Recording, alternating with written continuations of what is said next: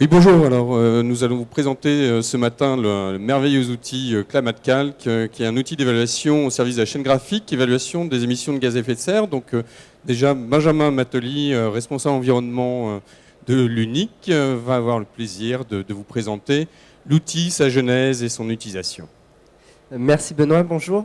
Alors effectivement, l'objectif était de vous montrer aujourd'hui un outil qui a été développé pour les industries graphiques et au service de la chaîne graphique. En fait, c'est un outil européen pour comptabiliser les émissions de gaz à effet de serre. Alors pourquoi aujourd'hui comptabiliser les émissions de gaz à effet de serre c'est qu'on est arrivé à un moment donné où on a une urgence climatique, où il faut qu'on avance. Et pour pouvoir avancer sur le sujet, il faut d'abord comprendre ce qui se passe.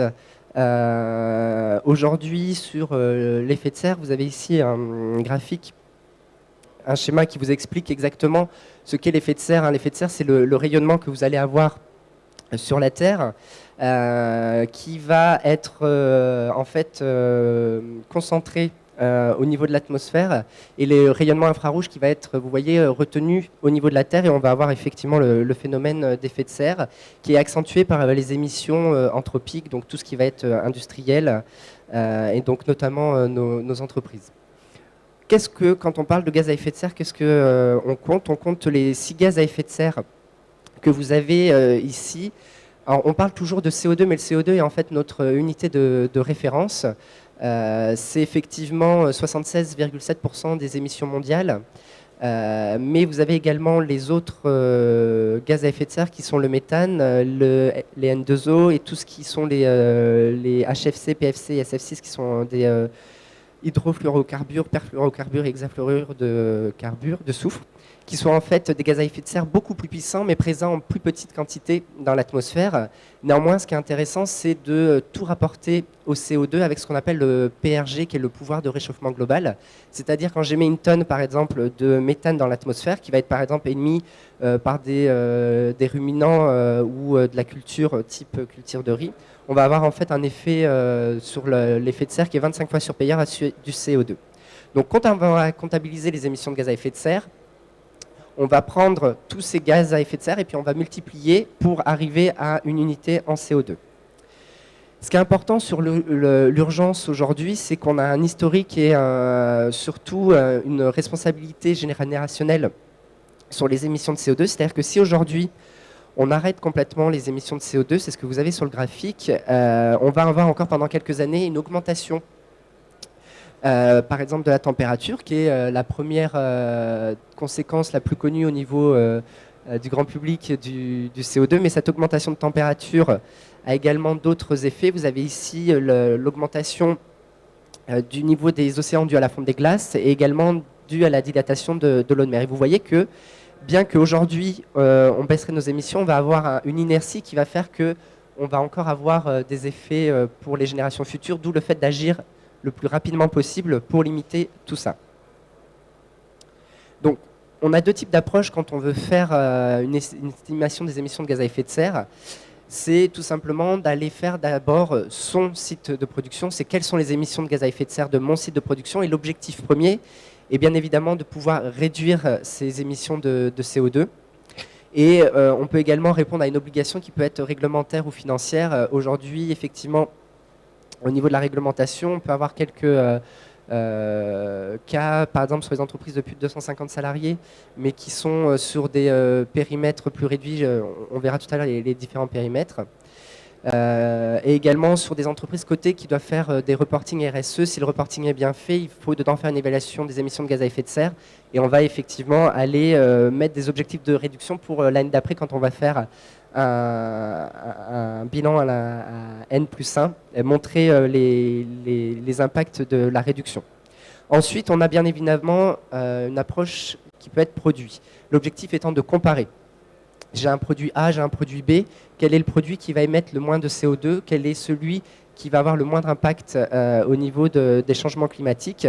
Et on peut également avoir comme objectif, même dans celui où on va prendre le moins impactant sur le CO2, de vouloir compenser les émissions qui vont être liées à la production de ce produit-là. Pour répondre à ces deux approches, on va utiliser des méthodes internationales. Donc on a le GHG protocole, GHG pour Greenhouse Gas, donc gaz à effet de serre, qui va nous dire comment on va calculer les émissions de gaz à effet de serre. Ce qui est important, c'est qu'on ne calcule pas des émissions de CO2 en sortie de cheminée, on calcule les émissions de CO2 liées à toute notre activité. Donc vous avez ici le premier périmètre, où on va effectivement quand même compter les émissions directes, mais également les émissions liées à tout ce qui est la combustion pour les véhicules qui appartiennent à l'entreprise. Sur le deuxième périmètre, pour notre entreprise, on a besoin d'énergie. Cette énergie va émettre du CO2 lors de sa production et de son transport jusqu'à mon lieu de consommation. Donc ça, c'est ce qu'on appelle le scope 2, où on va regarder tout ce qui est émissions indirectes. Ensuite, dans le GHG protocole, on a le troisième périmètre, où on va avoir lié à toutes les autres émissions indirectes, tout ce qui est production de mes matières premières, transport des matières premières jusqu'à mon site de production, mais également ensuite le transport de mes salariés jusqu'à mon entreprise qui vont m'aider à produire le produit et ensuite le livrer à l'utilisateur qui lui va avoir également un impact lors de l'utilisation du produit et également lors de la fin de vie. Donc voilà aujourd'hui le cadre international de comptabilisation. On va diviser sur ces trois périmètres-là qu'on va retrouver dans tous les outils de comptabilisation. Ce qui s'est passé dans notre secteur, c'est que, force des années écoulées, Intergraph, qui est donc notre confédération européenne des imprimeurs, a voulu un petit peu faire un bilan des postes les plus émetteurs dans l'industrie graphique pour se concentrer sur effectivement les paramètres les plus impactants au niveau CO2. Donc effectivement, on a réussi à, par rapport aux trois périmètres que je vous ai montrés juste avant, identifier les 13 qui vont vous permettre d'avoir 95% des émissions de gaz à effet de serre de votre entreprise. Tout en sachant qu'on a en fait enlevé 3 parties. Tout d'abord, la distribution client parce qu'on n'a pas la maîtrise. Donc notre comptabilisation d'approche Intergraph, on s'arrête au premier point de livraison. Tout ce qui se passe après, nous n'avons pas forcément la maîtrise vu la multiplicité des points de livraison qu'il peut y avoir suivant les clients. Au niveau de la fin de vie, comme on est sur une approche européenne, il y a effectivement des divergences politiques sur le crédit CO2 qu'on peut avoir, notamment sur la fin de vie du papier. Sur l'exemple, c'est que nos confrères danois, par exemple, estiment que brûler du CO2, brûler du papier, c'est autant de fuel qu'on ne va pas avoir brûlé, donc ça pourrait nous donner un crédit CO2. Chose qu'en France, on est plutôt sur une orientation de recyclage du papier et pas sur cette approche de crédit, je brûle du papier, c'est autant de fuel que je ne brûle pas. Ensuite, on a enlevé également les amortissements. Les amortissements, c'est en fait les émissions de CO2 liées à la construction de mon bâtiment et la construction de mes machines. C'est un degré de liberté qui est trop important parce que si je mets une durée d'amortissement de 10 ans ou une durée d'amortissement de 30 ans, je vais avoir un facteur 3 entre mes émissions de CO2. Donc entre une imprimerie A et une imprimerie B, je vais avoir une trop distorsion de concurrence sur ces résultats-là, d'où la volonté au niveau de notre approche européenne de ne pas les prendre en compte. Ensuite, sur ces 13 paramètres-là, il a été décidé de les scinder en 2 parties pour bien expliquer. C'est un petit peu ce que vous avez, c'est vos émissions fixes et vos émissions variables. Vous avez le fixe, ce qui est lié aux émissions CO2 de l'entreprise, donc tout ce qui est combustion d'énergie, production d'énergie achetée, production de plaques ou de cylindres, les véhicules que l'entreprise possède, que ce soit des véhicules de fonction comme des véhicules de livraison, tout ce qui est déplacement du personnel et la production de toutes les chimies d'impression. Ensuite, tout ce qui est variable, c'est variable en fonction du produit que vous allez faire et des demandes clients. Donc production du support, que ce soit un support papier ou un autre support, que ce soit carton ou plastique par exemple. Ensuite, tout le transport du produit jusqu'au client, le transport du support, donc là ça va être par exemple pour mon papier, le transport du papier de la papeterie jusqu'à mon imprimerie, la production des encres et vernis et la production des emballages. Donc là vous allez en fait les 2 paramètres, les 13 paramètres, excusez-moi, coupés en 2, relatifs à l'entreprise et relatifs au produit, qui est important pour nous quand je vais vous montrer le module qui a été créé sur l'approche produit pour donc l'outil que je vous présente désormais qui est ClimateCalc. ClimateCalc, c'est un outil qui est justement issu des recommandations d'Intergraph. Avec ces recommandations, avec les autres fédérations européennes d'imprimeurs, on a voulu un objectif, c'est d'avoir un outil qui garantit une juste concurrence, avoir une approche technique commune avec irréprochable, c'est-à-dire avec une base de données qui est partagée, dont on sait exactement la provenance et le calcul des facteurs d'émission, Et l'objectif étant que ça soit accessible à un maximum d'imprimeurs avec donc une optimisation financière et organisationnelle optimum là-dessus. Il a donc été décidé de créer un consortium donc, qui gère en fait cet outil européen Climate Calc. Vous avez 6 membres fondateurs qui sont donc les pays suivants, le Danemark, la Finlande, le Royaume-Uni, le Pays-Bas, la Belgique et la France. Depuis, on a des nouveaux pays qui ont rejoint le consortium, qui sont la Norvège et le Portugal. L'objectif de ce consortium-là, c'est avoir la gestion de l'outil, tout ce qui est la gestion informatique, également tout ce qui est la gestion de base de données. Ensuite, on a également toute une partie enregistrement des utilisateurs, parce que c'est la force de l'outil. Tout utilisateur est enregistré, on sait en permanence qui a accès à l'outil et à la base de données. L'outil, c'est très simplement un outil online. Donc en fait, vous avez un site internet où en fait, vous allez vous connecter. Vous avez à droite ici le module de connexion. Une fois que vous êtes connecté, vous accédez à votre outil qui est une page pour chaque utilisateur où vous allez pouvoir entrer toutes vos informations. Donc là, vous retrouvez ce que je vous expliquais tout à l'heure, les informations par onglet. En fait, les informations site, donc tout ce qui va être consommation d'énergie sur votre site, consommation de chimie, consommation d'encre, consommation de plaques. Ensuite, vous allez avoir les informations salariés, les domiciles travail, tout ce qui est données papier. Donc là, c'est important. Je vais vous montrer juste après les données papier, puisqu'on est à peu près sur entre 2 tiers et 3 quarts des émissions de CO2 de l'entreprise. Ensuite, tout ce qui est fret, fournisseurs et clients. Et ensuite, vous avez les onglets où vous allez avoir accès à tout facteur d'émission, parce que si vous souhaitez le modifier et si vous avez la justification pour la modification d'un facteur d'émission, c'est possible de le faire. Et vous avez l'onglet qui est au début, qui est important, qui est la force de l'outil, c'est l'approche produit. Donc l'approche produit, Benoît va vous présenter tout à l'heure des cas concrets de ce qu'on peut faire avec une approche produit. Et moi, je vais vous montrer juste derrière, par exemple, ici, ce qui est important, c'est les données papier. Les données papier, on va aller chercher les émissions de CO2 de chaque papier, avec les émissions de CO2 de la papeterie, et également les émissions de CO2 liées au transport du papier de chez vous, de la papeterie jusqu'à chez vous.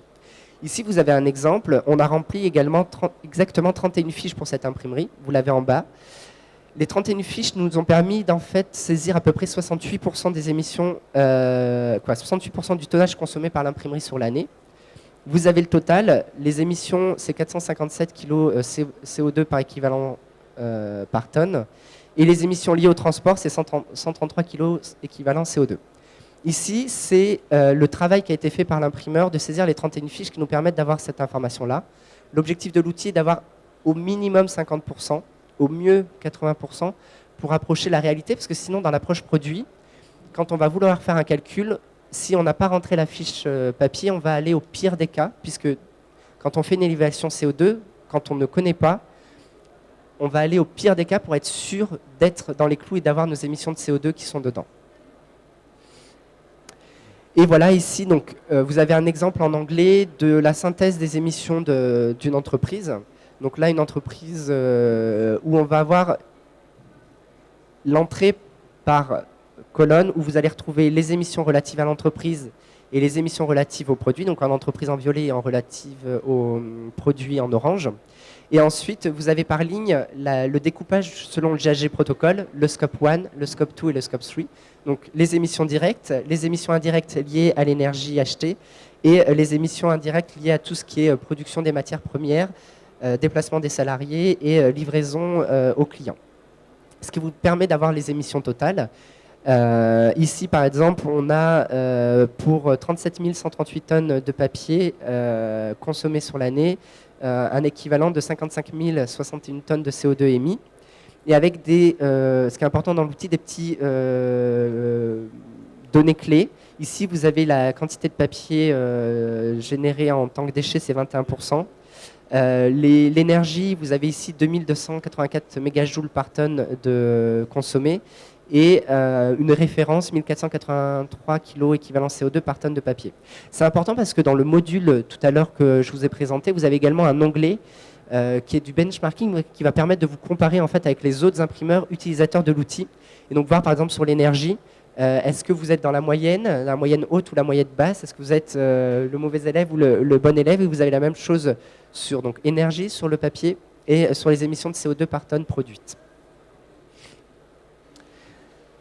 Ensuite, voici une présentation du module d'approche produit. Donc l'approche produit, en fait, ce qui est important, c'est qu'elle va vous permettre de communiquer auprès de votre client sur soit une demande de sa part, répondre à l'empreinte CO2 d'un produit, ou alors d'être plutôt proactif et d'aller lui dire, dès sa demande, voilà l'empreinte CO2 du produit, et surtout de découper cette empreinte par rapport à ce qui est fixe et ce qui est variable.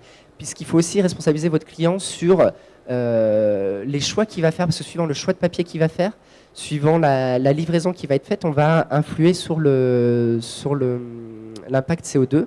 Et là, avec cette approche-là, vous allez pouvoir lui expliquer chaque item, là où on peut améliorer ou pas l'empreinte CO2. L'approche produit, elle peut être faite pour une commande donnée particulière ou sur toutes les commandes de l'année pour un client, par exemple. Là, c'est un module, de toute façon, où l'imprimeur est totalement libre de l'utilisation qu'il va en faire, voire même s'il veut un petit peu plus travailler dessus, faire directement même un développement informatique pour avoir quelque chose d'automatisé et permettre, par exemple, un petit peu d'éco-conception en amont avec le client lorsque le devis est fait, lui faire un devis, par exemple, comme il le souhaite, et un devis optimisé avec un autre type de papier, avec un autre type de livraison. Alors, ce que je vous propose, c'est de rentrer un petit peu dans les cas concrets, à ce moment-là, avec Benoît Moreau d'Ecographe, qui a accompagné plusieurs entreprises, notamment à l'international, de vous montrer ce que ça peut donner en cas réel. Voilà, merci. Alors effectivement, comment va-t-on utiliser Climate Calc concrètement ? Déjà, ce qu'il faut comprendre, c'est qu'on a mis en place, quand je dis on, c'est au niveau de l'UNIC et puis avec les autres fédérations justement européennes, tout un dispositif qui permet de garantir la qualité du résultat qui est transmis par l'imprimeur. C'est-à-dire qu'on n'est pas dans une démarche de certification, d'une reconnaissance qui permet de dire que tel imprimeur est meilleur qu'un autre. Non, c'est juste une reconnaissance qui permet de dire que voilà, l'information transmise par l'imprimeur est de qualité puisqu'elle a été estimée suivant Climate Calc. Donc comment ça se passe? C'est que tout simplement, les utilisateurs de Climate Calc sont enregistrés officiellement à niveau européen pour justement pouvoir apporter ces garanties aux clients. Alors comment ça va se passer? On a aussi une possibilité de communication avec une base de QR code. Et donc comment ça va se passer? Alors je suis désolé, j'ai pas eu le temps de traduire les choses. Donc l'idée c'est que je vais prendre un exemple très concret que j'ai réalisé pour Times of India à Bombay il y a à peu près 6 mois. L'idée en fait c'était justement de calculer l'empreinte carbone de l'unité d'impression de Times of India en banlieue. Donc on a défini différentes hypothèses, parce que c'est important, justement l'idée c'est de travailler dans la clarté. Donc on a dit voilà, on s'arrête, on a fait une estimation du point de livraison moyen qui était situé à 31 km, donc ça a été notre choix. Et puis on a dit voilà, au niveau des facteurs d'émission, donc les facteurs d'émission c'est ce qui nous permet de convertir une activité ou une consommation en émissions de carbone. Donc on a dit voilà, à part pour l'électricité où là on va utiliser les facteurs d'émission indiens, même propres à l'État en question, on a utilisé les facteurs d'émission européens. Suite à ça, donc on a fait tourner le logiciel Climate Calc et on a pu, comme Benjamin l'a montré, avoir une estimation annuelle des émissions totales générées par ce site de production. Et donc, effectivement, là, on sait que sur une totalité, sur 86 000 tonnes de papier livré, en gros, on avait des émissions qui sont égales, on a 2 tonnes 22 de CO2 émises par tonne livrée. Donc ça, c'est important, ça peut être intéressant parce qu'on peut voir en plus la répartition et on sait que 71% des émissions sont dues à la production de papier. Donc ça, c'est quelque chose qu'on rencontre régulièrement. L'idée, c'est de se dire, une fois que j'ai ça, c'est intéressant parce qu'effectivement, ça va permettre à l'imprimeur de définir un programme d'action en vue de réduire ses émissions. Mais l'idée aussi, c'est de se valoriser, se dire d'un point de vue marketing, comment par cette action, en fait, je peux vendre plus ou je peux vendre mieux. Donc on a fait une estimation. C'est l'idée, excusez-moi, je vous passe. Donc l'idée, en fait, c'est de dire, voilà, je vais faire maintenant une application sur une approche produit. J'ai pris le numéro du 21 janvier. Je connais en fait l'origine des 2 papiers que j'avais utilisés, donc c'était un papier Spex et un autre ça aussi, et j'accepte en fait les moyennes. Je regarde les distances parcourues par le papier pour être livré sur le site de Bombay. Alors en camion, en fait j'ai regardé que le camion C'était à peu près 50 km, puisque j'ai négligé le transport du bateau qui émet très faiblement. Et donc j'ai pu, à ce moment-là, donc je sais que pour cette parution, j'avais 39 tonnes de papier Aspex et 15 tonnes de papier Ususi. D'accord ? Donc je fais tourner tout ça. Au niveau du carbone, au niveau de mes consommations, j'ai dit voilà, je choisis la consommation moyenne d'encre. Donc pour réaliser cette parution, j'ai utilisé 1017 kg d'encre. Et à la fin, je suis capable de dire, bon, même chose au niveau des distances, et je suis capable de dire, bon ben voilà, cette parution de Times of India alors c'était le 21 janvier 2014, ben, on a émis 61 803 kg de CO2. D'accord ? Jusqu'au premier point de vente, en fait, là, puisqu'on était sur un journal. Donc on se dit, bon, ok, c'est intéressant, mais qu'est-ce que j'en fais ? Qu'est-ce que j'en fais ? Je prends juste un exemple. Dans cette parution, dans cette édition, j'avais une publicité de Puma. Donc Puma qui dans cette version, justement, avait, vous voyez, on peut estimer ça en gros à un quart de page. Donc qu'est-ce que je vais dire ? Je vais dire, voilà, en fait, la pub de Puma, c'était 1/6 de page. Je sais que mon édition, elle faisait 26 pages. Donc, la contribution de la pub Puma sur cette édition, ça représente à peu près 0,65%. Pas à peu près, ça représente 0,65% des émissions. Sachant que je savais que sur toute cette parution, j'avais 61 803 kg en fait, d'équivalent CO2 émis, je peux dire que maintenant, la parution de cette publicité Puma, ça représente 400 kg équivalent CO2. Alors là aussi, on peut se dire, bon, et alors, ce qui est intéressant, c'est de se dire que voilà, Puma est une entreprise qui s'investit énormément justement dans la réduction de ses propres gaz et émissions de gaz à effet de serre, et notamment qui a une volonté d'être une compagnie dite carbone neutre d'un point de vue carbone. Donc ça veut dire que grâce à Clamatcalc, moi en tant qu'éditeur, par exemple le Times of India, je suis capable de dire, voilà, à chaque fois que vous faites paraître une pub dans mon journal, je suis capable d'estimer les émissions de carbone liées à cette parution. Ce qui rentre complètement dans votre stratégie de réduction. Pourquoi ? Parce que si je veux réduire, la première étape vers la réduction, c'est tout simplement la quantification. Donc c'est comme ça que je peux, grâce à Clamatcalc, développer justement ma relation client-fournisseur. Voilà.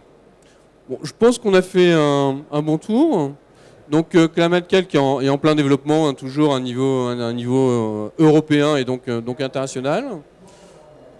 On n'a pas dit, mais ça je pense que tout le monde le sait maintenant, c'est un outil pas cher, efficace, intéressant, efficient et disponible aujourd'hui en 4 langues. Donc voilà. Eh bien merci. Merci à tous.